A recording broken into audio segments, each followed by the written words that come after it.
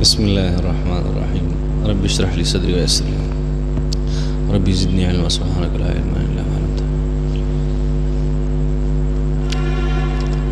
د څلورو امامانو خپل منځ کې اختلاف دی. دا ولې اختلاف دی؟ په کار خدا چې دی اتفاق کړی وی،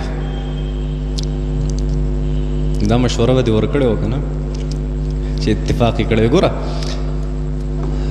اختلاف نه دی، اختلاف مونږ چې څه ته اختلاف وایو هغه جدا څیز دی. د امامانو منځ کې چې کوم اختلاف دی جدا څیز دی.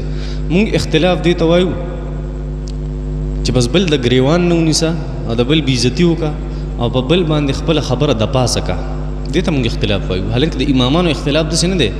د امامانو اختلاف دا دی چې نبي علیه الصلاۃ والسلام یو کار کړی دی او په دوه طریقو سره یې کړی. نو یو امام یو طریقه اغوستې، بل امام بله طریقه اغوستې. نو دې کې د جګړې څه خبره شته؟ دې کې غلطه څه خبره شته؟ دې کې څوک دا ویلی شي زه په حق یم او دی په ناحقه دی؟ نه شي ویلی. او دا امامانو د اختلاف په دې کې ډېر لوی خیر و.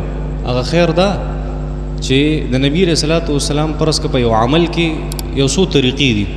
نبی علیه الصلاۃ والسلام مبارک مونځ کړی دی، نو لاسونه نبی علیه الصلاۃ والسلام کله په سینه ږدلي دي، کله لاندې ږدلي دي.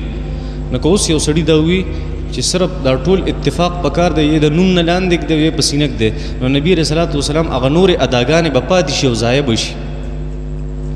نو څه امامانو هغه واغسته، څه خلکو د نبي علیه السلام هغه ادا اپنا وکړه او څه دا اپنا وکړه. دا خو فایده ده د اختلاف ته. خو زمونږ چې کوم اختلاف دی هغه اختلاف نه دی د امامانو، هغې اختلاف جدا او زمونږ اختلاف نه دی، زمونږ مخالفت دی د یو بل سره، او د هغې اختلاف په خپل منځ کې دواړو کې فرق دی.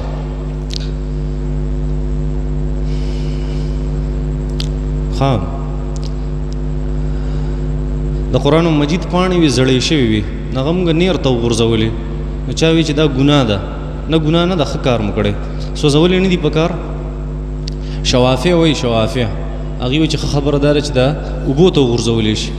او احناف وایي چې نه، د دې دپاره به ځمکه وکنستی شي مقبره کې یو ځای او هغې کې به دفن کړی شي.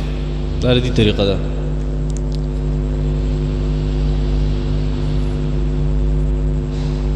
د قبر یو سر ته بل سر ته صورتونه وایي. صورتونه صورت بقرې شروع واله حصه وایي او صورت بقرې اخري حصه وایي. نو دی وایي چې دا په قرآن کې په حدیث کې کوم ځای کې دي؟ قرآن او حدیث نه، حدیث ته موقوف روایت ته د عبدالله ابن عمر رضی الله تعالی عنہ فعل دی. دا عبدالله ابن عمر صاحب داسې کړو. عبدالله ابن عمر صاحب په صحابو کې د ټول نه لوی هغه صحابي دی چې نبي علیه السلام په سنتو یې د ټول نه زیات عملو. نو د هغه عمل دا د قبر یو سر ته د سورت بقرې ابتدایي آیتونه او اخره کې هغه اخري آیتونه سورت بقرې، دا یو موقوف حدیث دی ته وایي چې صحابي فعلی یا د صحابي او قولی ته موقوف حدیث وایي. دا یو قسم دی. بعضې خلک هغه د قرآن مجید ډېره وړه نسخه ولیکي او بیا یې په فیسبوک شیر کړي چې مونږ کمال کړی دی او د هغې اډورټایزمنټ وکړي چې یاره دا، او خلک له شاباشي ورکوي او لایک کوي. وړوکی قرآن ولیکي وایي دونه قرآن یې لیکلی، دا ناروا دي. ویکره ان تتخذ المصاحف صغارا.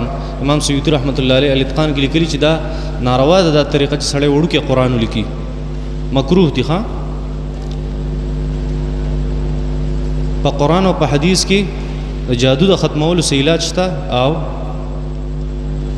واتبعوا ما تتلو الشياطين على ملك سليمان وما كفر سليمان سورة بقره کې چې کوم آیت مبارکه ده، نو هغې باره کې امام قرطبي رحمت الله علیه لیکلي او امام ابن کثیر رحمت الله علیه د قرطبي په حواله لیکلي چې کم سړی هغه باندې جادو اثرات دي، نو دی د بیرې پاڼې نه دي، د بیرې پاڼې هغه دې اوچکي 9 دانې، د بیرې 9 پاڼې هغه دې اوچکي او د 2 ګټو په منځ کې دې بیا وټکئ، هغه دې په اوبو کې واچئ او په هغې دې یو پیره آیت الکرسي ووایي او د هغې نه دې بیا 3 ګوټه وکړي او په نورو اوبو باندې اولامبي، جادو ختم.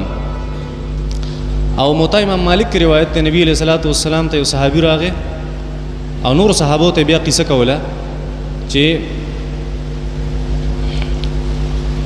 که چېرته ما یو څو الفاظ نه ویلې نو د یهودیانو ما نه په جادو باندې خر جوړ کړی وی وایي هغه کومه دعا ده چې ته یې صحابو تپوس وکړو هغه دا دعا ده اعوذ بوجه الله العظیم الذي ليس شيء اعظم منه وبكلمات الله التامات التي لا يجاوزهن بر ولا فاجر وباسماء الله الحسنى كلها ما علمت منها وما لم اعلم من شر ما خلق وذرأ وبرأ په دې ځان دمومه که دا مې نه کولې د یهودیانو برن په جادو خر جوړ کړی وی